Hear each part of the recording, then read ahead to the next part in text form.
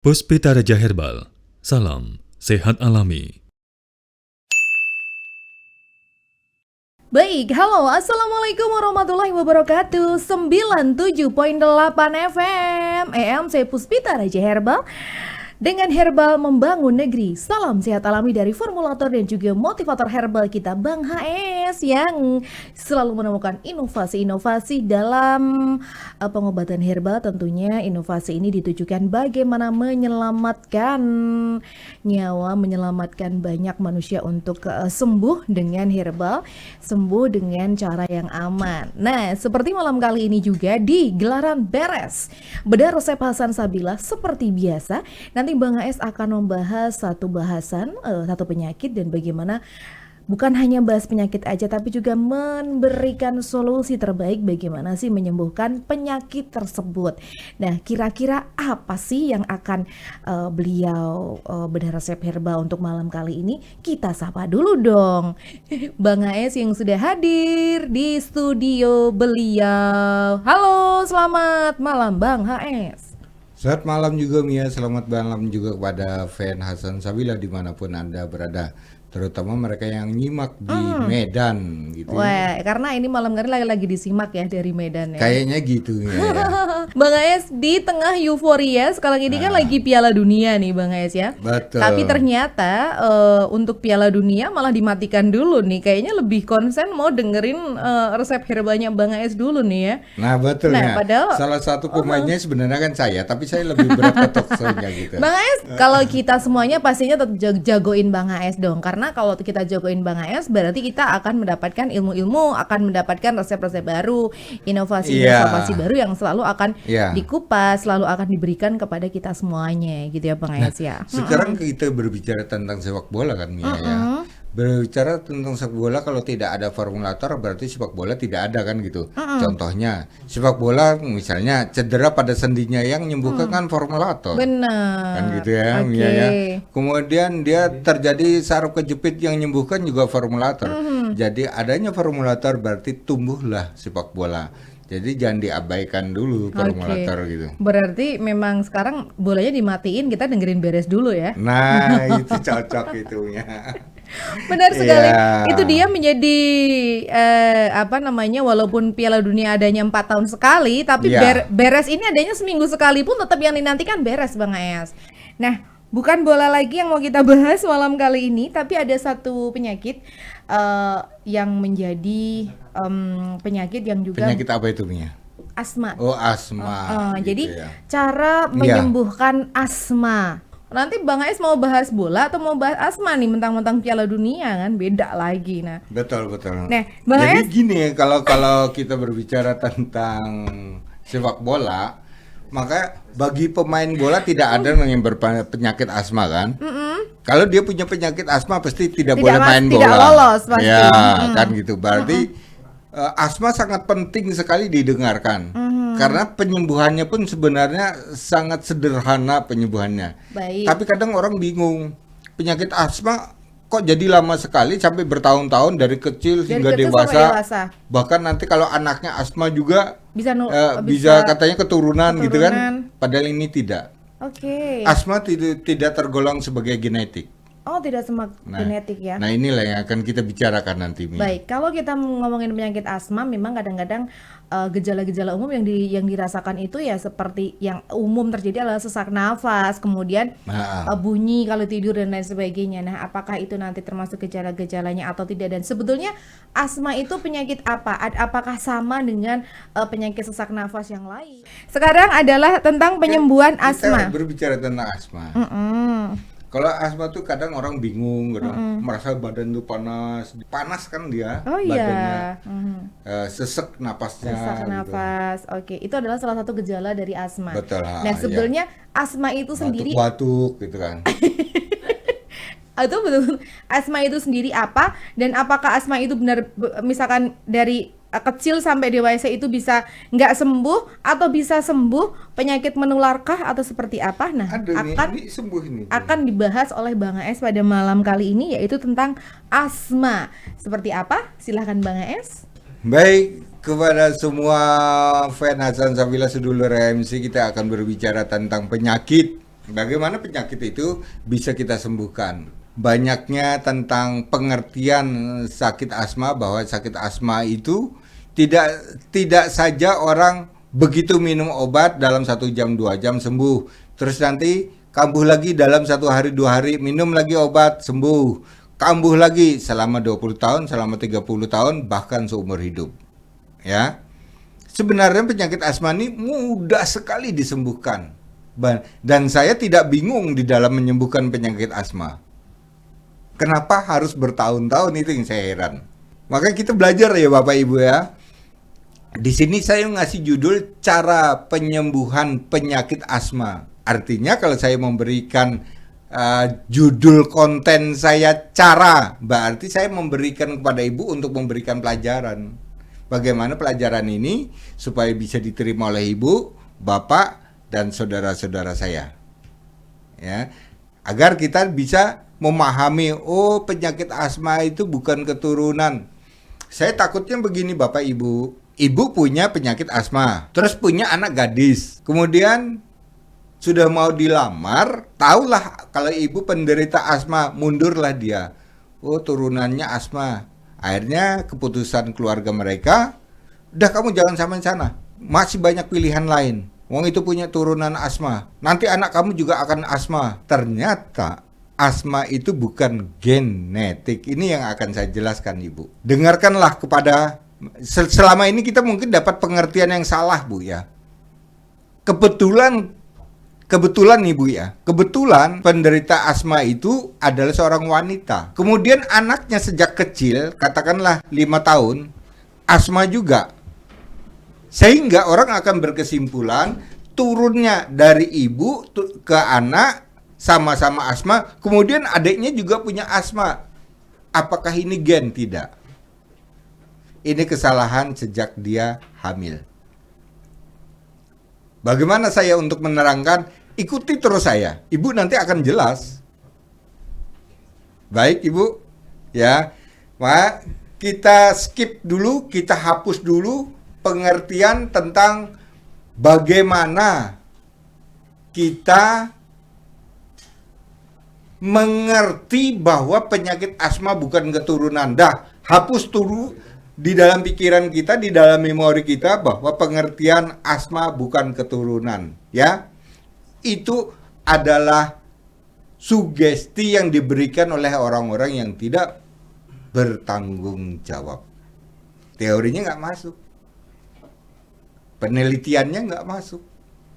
Katakanlah riset dari 1 juta penderita asma, ya, penderita ya, 1 juta asma.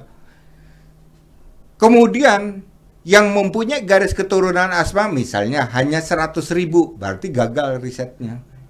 1 juta kok yang diteliti dia, berarti gagal risetnya, tidak terbukti. Nah, yang 100.000 orang kemudian menyebarkan asma itu keturunan loh. Banyak dia menyebarkan seperti itu, karena gencarnya dia menyebarkan, kemudian turun genetiknya, anak-anaknya, cucu-cucunya juga menyebarkan seperti itu, sehingga pengertian yang masuk di mindset seseorang, asma adalah keturunan dari orang tua. Salah. Di sini Bang AS akan membantah itu. Maka Bang AS berani membuktikan bahwa penderita asma saya tangani dalam 1 bulan sembuh, tidak perlu harus 25 tahun. Bagaimana? Inilah yang akan kita bareng-bareng belajar tentang pengertian asma. Teori dasar asma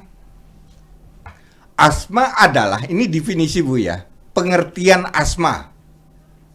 Asma adalah penyakit kronis pada saluran pernapasan yang ditandai dengan sesak nafas akibat peradangan 1 dan penyempitan pada saluran pernapasan. Radang dan penyempitan, ada kasus 2. Maka kenapa dia diobati dengan biji mandingan yang di blender sembuh? Itulah obatnya memang. Untuk penyempitan saluran pernapasan, gunakanlah biji mandingan, di blender, diminum atau direbus bersama teman-teman lainnya seperti resep Bang AS kemarin itu, sembuh. Nah, tetapi asma itu bisa muncul dari virus. Inilah yang akan kita bicarakan. Bapak dan Ibu, kita lanjut ya Ibu ya. Gejala yang bisa kita ketahui orang asma itu apa sih gejalanya? 1, sesak nafas. Itu jelas. Setiap orang sesak napas pasti, walaupun itu bukan dokter, ketemu teman di jalan, kamu punya asma apa? Terus yang kedua, batuk terlalu lama, malam atau dini hari. Jadi terus dia batuk, berkepanjangan, sehari, seminggu, sebulan, setahun. Kemudian pada dada sesek, kemudian menyebabkan saluran pernapasan itu akibat menyempit, ya, garis bawahi. Akibat menyempit, maka berbunyi seperti suling atau mengi. Jadi kalau tarik napas, dia bunyi seperti suling. Itu gejalanya Ibu ya. Kita lanjut Ibu. Kenapa orang bisa terjadi asma? Ini teori medis yang saya bicarakan. Nanti ada teori Bang AS sendiri. Ini saya pisahkan. Ya. Teori medis mengatakan bahwa penyebabnya adalah salah satunya debu. Kita lanjut lagi. Asap rokok. Yang ketiga, udara dingin. Yang keempat, infeksi virus. Nah, ini tadi yang baru saja saya bicarakan. Masuknya pada infeksi virus. Kita lanjut dulu, penyebab yang lainnya adalah paparan zat kimia. Kemudian ada aktivitas fisik. Aktivitas fisik yang berlebihan. Ini saya tidak menyalahkan bagi mereka yang bisnis malam Pak ya. Apalagi yang di jalanan. Mereka yang pakai motor ya. Saya tidak menyalahkan karena itu adalah salah satu bisnis mereka, nafkah mereka dari situ. Aktivitas fisik di malam hari terkena angin setahun 2 tahun kuat. Setelah itu hasil yang kita peroleh tidak sesuai untuk membiayai sakitnya kita.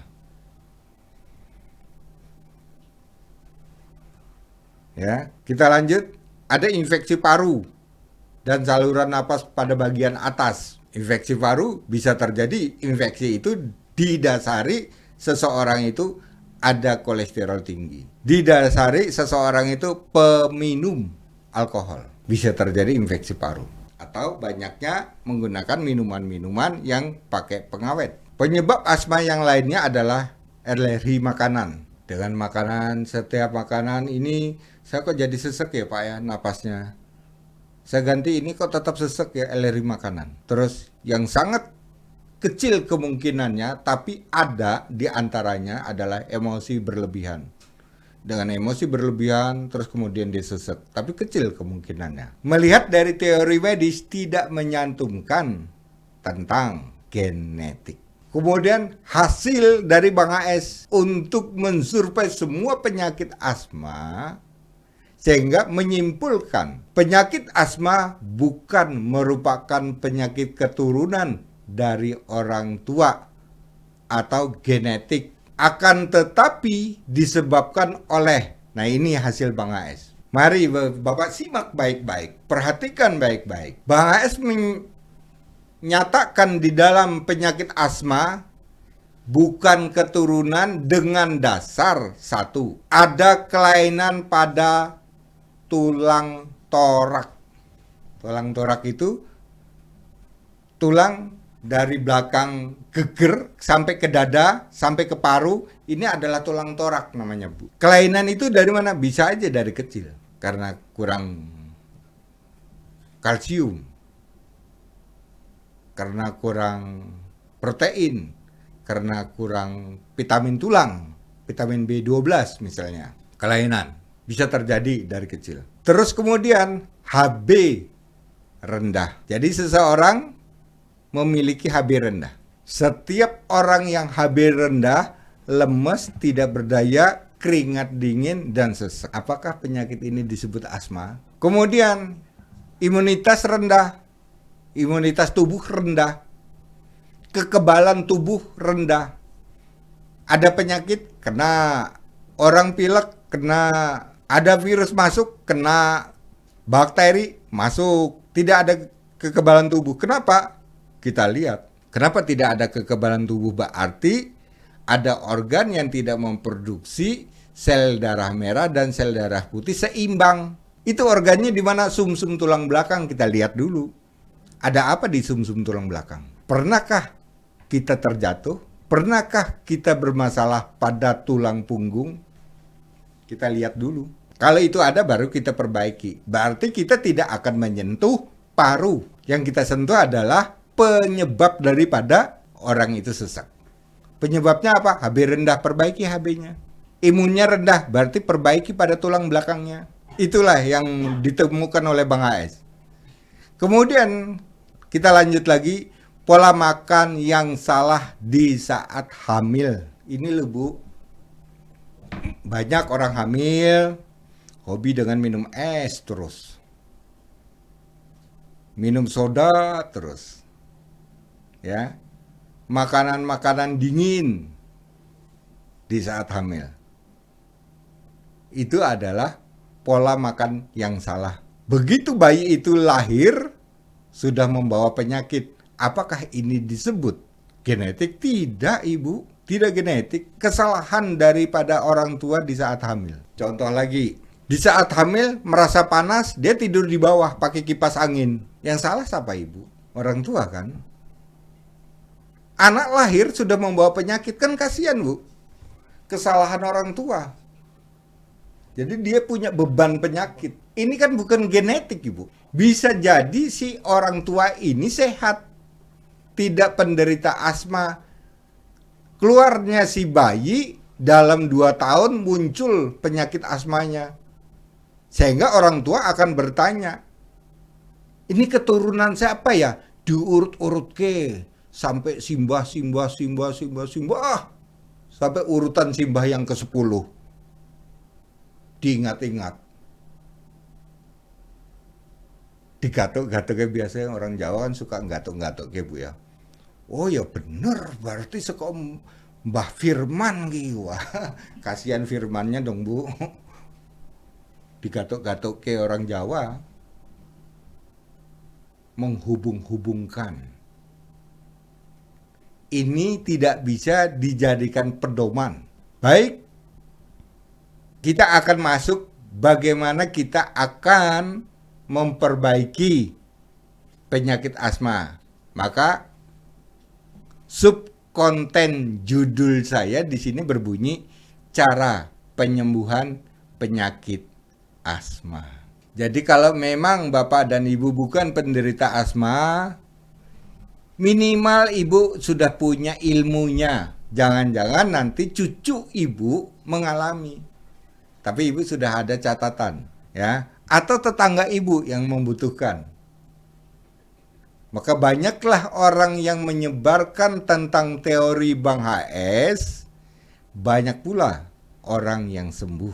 Itu disebut sedekah ilmu. Ibu juga dapat pahalanya. Baik Ibu, kita akan mulai. Cara penyembuhan penyakit asma. 1.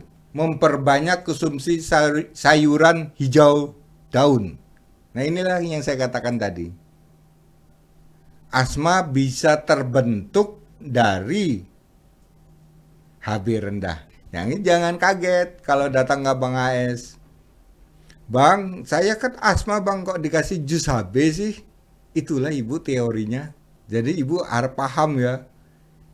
Membongkar teori ini berarti kita mengupas satu persatu penyakit Ibu yang selama ini tidak diketahui. Selalu obat napas, selalu asap yang Ibu hirup, selalu oksigen yang ada di kamar yang selalu Ibu siapkan. Repot kan Bu? Ibu pergi jauh, oksigen tidak ketinggalan di mobil. Kalau orang nggak punya mobil, masa mau ngusung oksigen? Dikira nanti nuklir Bu. Orang pada takut kan, kita gendong kan orang jadi takut Bu. Itulah Ibu susahnya kita di dalam manusia mempunyai penyakit asma. Kalau disembuhkan, kemana-mana kan kita tidak akan membawa oksigen. Itu tadi, yaitu memperbanyak konsumsi sayuran hijau, daun. Saya ulang, hijau daun itu apa saja? 1. Selada keriting 4 lembar. Kacang panjang 4 helai. Biasanya saya tambahi dengan beluntas dan jipang. Di jus, ambil hijau daunnya, diminum. Yang kedua, Ibu sering mengkonsumsi air kacang hijau. Jadi kalau kita merebus kacang hijau, jangan sampai pecah kacangnya. Baru sudah berubah warna hijau kan keluar, Bu, warna hijau. Warna hijau di air itulah yang menjadi obat. Tanpa adanya gula, Bu ya. Matikan kompor, hangat-hangat, Ibu saring, langsung Ibu minum. Itu cara yang kedua. Kalau dua-duanya dilakukan lebih cepat. Kenapa? Karena kacang hijau juga dia memiliki, selain ada protein, dia mempunyai zat besi. Hampir sama kan, Bu? Yang berarti air kacang hijau bisa dijadikan obat. Itu yang saya katakan mudah tadi, Bu ya. Mudah penyembuhannya. Kenapa sampai bertahun-tahun kan gitu ya? Kita lanjut. Sering mengkonsumsi jus wortel dan biji mandingan. Wortel 1, biji mandingan 1 sendok makan, Ibu jus, kemudian diminum. Terus cara yang paling bagus yang mana, Bang? Menurut Ibu yang mana yang paling enak? Silakan pilih. Tidak semua harus dipakai. Ini pilihan, Ibu ya. Kemudian yang selanjutnya itu melakukan olahraga ringan di siang hari.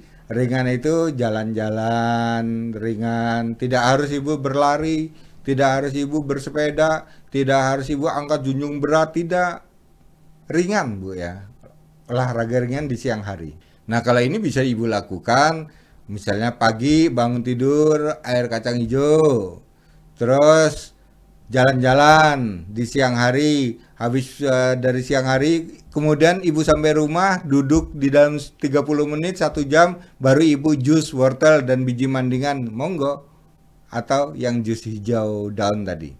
Kemudian menghindari minuman es, soda, dan makanan dingin. Ini yang apalagi bagi mereka yang hamil, jangan, Bu. Es, soda, makanan dingin.